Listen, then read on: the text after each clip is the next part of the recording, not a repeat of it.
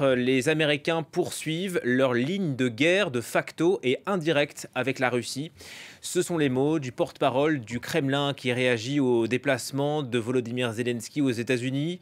Le président ukrainien est reparti avec une promesse américaine, la livraison de missiles Patriot, un système de défense ultra sophistiqué qui permettra de mieux contrer les frappes russes contre les civils, mais aussi contre les centres énergétiques. Bonjour Elena Voloshin, on vous retrouve en direct de Kiev. La population salue cette livraison prochaine. Oui, bien sûr, pour les Ukrainiens, c'est une question de vie ou de mort.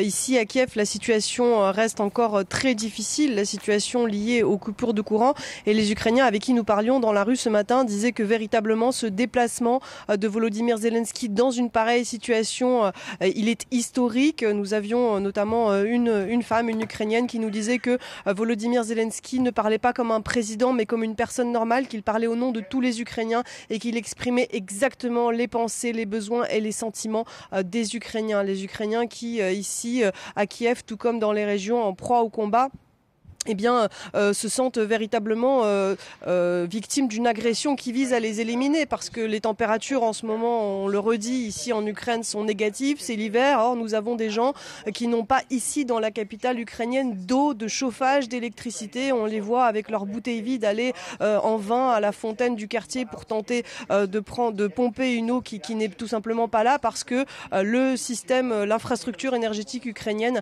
est détruite à plus de 50% à travers le pays. Ici, dans la région de Kiev, seulement 20% des besoins en énergie sont assurés. Alors, les services communaux et les services d'électricité travaillent 24 heures sur 24 pour tenter de pallier l'urgence.